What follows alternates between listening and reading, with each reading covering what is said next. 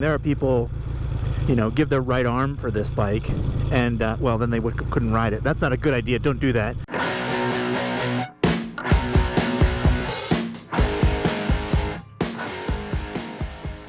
Hello, Dylan from Throttle Company here. I'm in a sea of motorcycles. So it's December 2nd, 2021, and we got a nice 60-degree day. So that was bring out every motorcycle, ride them. It's tough here in Columbus, Ohio, because sometimes it's just too cold to ride. So we take advantage as much as we can. Everybody's out riding. There's a guy doing a test ride. There's my dad's bike who works here with us. Well, he's an owner, but he's involved in the business. Tony works here. He rode today, so everybody's riding today, and we're riding today. So we're gonna do a in the loop. My friend, who we had just done a video on a 68 Bonneville Cafe Racer, has brought us 2 more bikes. That bike has since sold, and we're going to do in the loop videos on both of these bikes. So the first thing we've got is this Triton. This is Dylan from the future. I just decided this was the easiest way to tell you these specs, so I've got them up on the screen here, and I will read them to you because that is the best way to present things, I think. This is a 1965 Triumph Triton. So technically it's a 1965. We say that because the frame is from 1965. That is a 1965 Norton Featherbed frame with a 1972 Triumph 650 engine in it. 4,000 miles since that engine was completely gone through, totally torn down and rebuilt by Collins Cycle. And if you know anything about British motorcycles, they're a real leader in all that stuff. So that's great. That's great to know that. And then 4,000 miles since those brand new carbs had been put on. New carbs is great. Those things wear out and get gummy and stuff. So brand new carbs, good to know. 750 miles since top end refresh. I'm assuming this guy, the owner, just had done it himself, which is great. These are all notes from him, by the way. Boyer Branson electronic ignition. Fantastic. If you've ever owned an old British bike, it just makes the running a lot easier. So that fuel tank, it's aluminum. It's a Leita fuel tank, which is a British company, England. So 3.5 gallons. That's nice. That's about the same amount of space, maybe a little bit more than stock would have been. Boreani wheels. Beautiful, beautiful wheels on this high-end company's Grimeca front brake with custom bracketry. So I mentioned this a bunch of times in the video, but the owner's a machinist, spent his whole life being a machinist. So he made custom bracketry there. Later on, I mentioned the custom engine plate, so I kind of skip ahead there. But so you've got that's what's going on with the front brakes. The rear brake is just the 70s conical rear brake. Aluminum triple tree from Clubman Racing, so that's the brand there. Custom made engine plates, like I said, and then the Manx style suede seat. The combination of that tank and seat are really what this gives this bike its unique character. For a lot of people, this is a holy grail motorcycle. It's if you've got the Triton logo, there's no company called Triton. So what it is it's a Triumph engine in a Norton frame. So these frames were famous in the 60s and 70s for being just the best engineered, the best riding, handling frames. And then Triumph had a little bit more of a desirable engine. This is a 650 engine. And so people were taking the best of both worlds. The ultimate British cafe racer machine. And you've still got drum brakes, so it's just so perfectly of its time period. Like I said, this is built by a friend of mine. He is a master British motorcycle builder, and he spent his whole life as a machinist. He owned a machine shop that I believe his son now runs, and he's got, you could see it in all the details on this one and that other 68 Bonneville. If you're into this kind of bike, watch that other video if you haven't. 68 Bonneville Cafe Racer. And he's same thing here, where he's got a ton of these little details. See these little plates? He makes all that kind of stuff. Anytime you see this bracketry, he put turn signals on this just to make it a little bit more safe. He does all these custom touches, and this is the kind of bike that I was at a show where he won an award, People's Choice Award, and he actually got the award in here. Because this bike is for sale. He just dropped it off today, but it's as a consignment. And you got to look at this bike. It's a work of art. So you sit and you take in all the details, the brackets on the headlight and the beautiful welds here, all that stuff. It's hard to take in all at once. So you just stare at this work of art and appreciate everything. This is a Manx suede seat. This bike, I didn't even tell you the most prestigious part about this bike. I mean, this is by far the bike with the most pedigree that's been in the shop. This motorcycle, this exact one, and the guy who built it were in Cafe Racer magazine. So I'll put a shot of that up on the screen here, but we've got the issue. If you don't subscribe to that, it's a pretty cool magazine. This kind of bike is just like exactly what they have, and they do modern stuff too, which is like my dad's Kawasaki for reference there, kind of your modern version of a Cafe Racer. Anyway, so for all intents and purposes, as far as the running stuff, this is a Triumph Bonneville. So it's got the 2-carb head, it's a 650, it's a 4-speed transmission. It has reverse pattern, so you can see here the shifter's been flipped, so we go up for 1 and then down for 2, 3, 4, and then back up to 1. Got his battery located there. Kick only. We've got to move this peg out of the way. It's kind of your Cafe Racer style, where you put the pegs back forward when you got the clip-on handlebars. So let's get it started up. He started it when he was here, and hopefully I can do it justice, because it's not my bike. And I've only started it once. Well, I actually haven't started it. He started it. So he just took off. So we're going to tickle the carbs. I'm going to bump up that idle just a little bit. I don't remember if I saw gas on this one. I did. And hopefully we've got it turned on and everything. Let's see how it goes. Oh.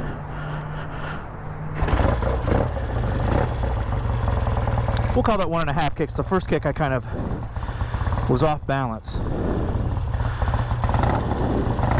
You've got stock style mufflers for a Triumph, which just sound amazing. I think most people agree one of the coolest parts about a British bike is the breathy exhaust note, and these mufflers give kind of a metallic ring to them. And you can see a lot of people ask about this. Triumphs do this a lot.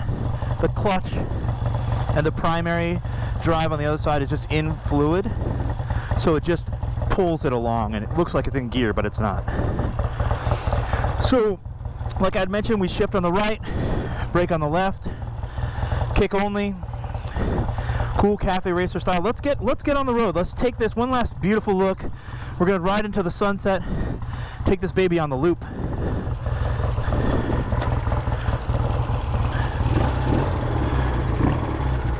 Okay, now remember I said 1 up with our right foot, and away we go. The riding position on this is perfect. You saw that suede seat. Suede is cool because it's like Velcro, you don't move. Well, let's take off. A little risky. So I like that as far as for the kind of performance. The fact that you stay in place on a seat like this. It's got that like butt stop, which is fantastic for when you really give it the beans. You don't go sliding off the back of the seat. And then it's the look. It just looks perfect on a bike like this. I said this last time out of these videos, but you always wonder, like, these guys are looking at us, but you always wonder if people even care. You know, this guy's on the, you know, one of these holy grail motorcycles everybody would dream of having. There are people, you know, give their right arm for this bike, and well, then they couldn't ride it. That's not a good idea. Don't do that. But it's just such a special machine, and the guy who owns it, a friend of mine, like I said, he was just in here dropping them off, and he said, it's interesting about these bikes, we were trying to figure out what to offer it, what price that he wanted to offer it for, and I said, I've seen these go for $30,000. And he said, well, the problem is that some people don't put them together right. Some people just throw them together, and they get the old ratty Norton frame, and they throw a Triumph engine in there that they haven't gone through. And that's not this guy's style at all. So with this kind of bike, it's tough. It's tough to know what you're buying. So this video sort of serves that. I don't do videos to sell motorcycles. It does happen, and obviously I'm not against it. That's my job. That's our business. But it helps, and so if someone's looking at the motorcycle and they're thinking, I want to buy it, this will be a perfect example of, hey, starts right up, first kick, as long as you're not falling off the peg, and it rides fantastic, and we can prove it to you. I do have some mechanical magic. I am a vintage motorcycle mechanic, so I get how to make a bike run and how to keep it going, but I'm not doing anything special here. I'm talking to you while I'm riding it. I'm barely paying attention to how it's running, but it's running beautifully, and it really pulls. I mean, there's something special. This is a special bike of special bikes. There's something I love. I just love Triumphs of this era, and this Triumph engine and the unique Norton frame. It does feel very planted, very solid, very confidence inspiring. We're in third gear now. We're at about 3,000 RPMs, almost 50 miles an hour, 47 or so. And the gauges are just in the perfect location. I like the riding position of this. I'm not a big cafe racer riding position guy myself. I find it a little uncomfortable, but this one is actually very comfortable. The seat, it may be not good on a really long road trip or something, but for what we're doing here, it is really nice. So we got to shift up for second.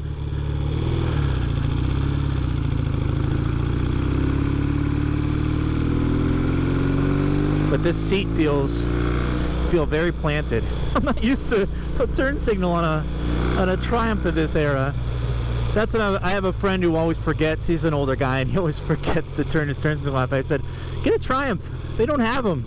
So this is kind of funny that this one, now I'm here trying to remember how to do it. I want to turn down the idle a little bit. This thing really gets up and goes. If you're reliving your youth, or you want the ultimate street cred of just having this is legit. This is a true Triton.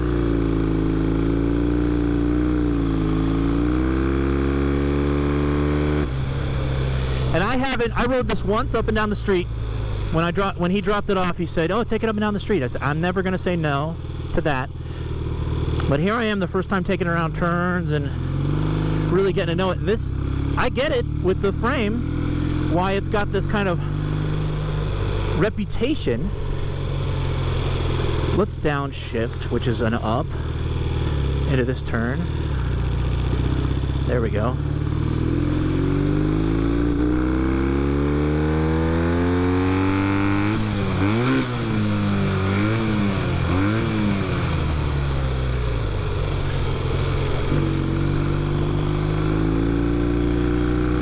Missed my gear there.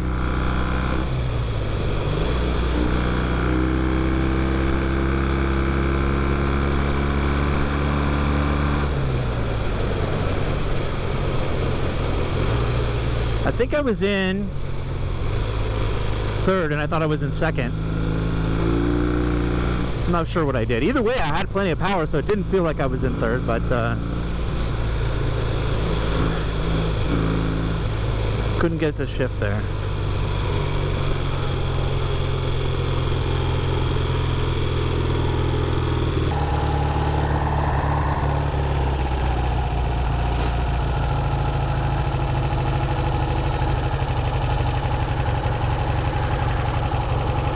All right, now that we've got the bike warmed up, I think I'm going to go back down and do that kind of higher speed run again.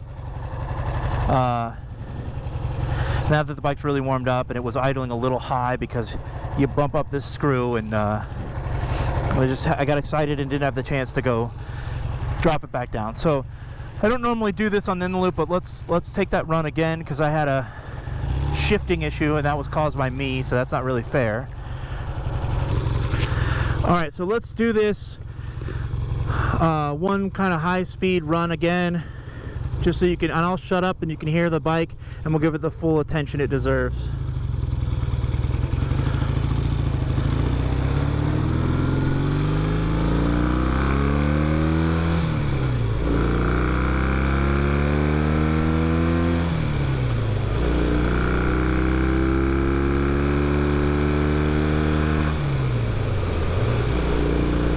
Fourth gear, still got pull. I'm going 50 miles an hour. I'm at about 3,000, maybe 3,200 RPM. This thing is running exactly the way it should be, shifting exactly the way it should be, braking exactly the way it should be with those drum brakes. But this is just an amazing machine. I can't believe it. That he's putting this up for sale, because this is his pride and joy.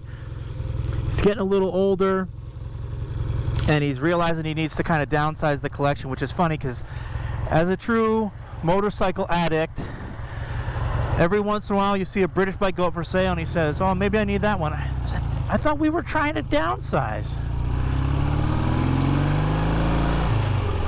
So yeah, dirty road here. Essentially, you're never over it, you know. You're never gonna be out of motorcycling. But what a beautiful machine. Whoever is lucky enough to get this is exactly that. They're very lucky, because it's not one of a kind, because obviously there's a sort of a trend that people were doing and are still doing, is the Triton, the Triumph engine Norton frame, and but it is one of a kind. You'll never see anything like this, with this exact tank and the strap down the middle and these bars and this seat. This combination is one of a kind, 100%.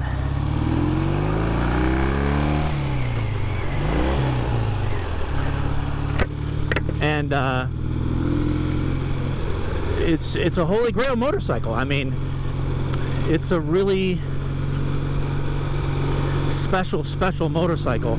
And the riding position is just, it feels awesome. I've been riding it for a little bit here, a little longer of a ride, because I went back and did that run again, but than I normally do for in the loop. I feel great. I feel comfortable on it. My neck's not hurting from looking up or anything. That's hard for you to see. But these bars are in the right position. You can see they're about level with the Triple Tree. Any further down and it starts to get a little extreme on your wrists and stuff, but this is not like that at all. I haven't worried about that one bit. Your knees tuck into the tank perfectly here. It's got little knee dents. This is it, man. This is Cafe Racer. I mean, I thought the last one was legit, and it definitely is. It would be a tough choice between that 68 Bonneville Cafe and this Triton. For a lot of people, that's not even a choice. They'd say Triton. People just love these motorcycles, and like I said, there are a lot of collectors that just have to have one, and they're so much more rare than a Triumph. Even a custom Bonneville that's done right, they're still more special than that. This guy behind me is so close. This is what I say about to everybody, this motorcycle's not special. To some people, it's just I'm in the way. Another object in traffic. Yeah, as we ride off into the sunset. So, did I say the price on this? $18,000. That's where we're going to start at. It's a special motorcycle. I don't expect this one to sell in a week or a day or a month. But the right buyer will find this and appreciate it for what it is. A master motorcycle customizer's personal pride and joy, and it's just a one-of-a-kind dream bike. So I appreciate you following along. If you have any questions about this motorcycle, any of these other motorcycles, you see anything in my quick pan there that really catches your fancy, just say something in the comments. I read all the comments, and I'll get back to you with information that you might, on what it costs, and some of those are ours, some of these bikes are ours. But if you want to know anything more, anything I didn't cover here, or you're interested in buying it, please send us an email or a comment down below, and we answer everything. So thank you very much for watching, and I'll see you next time.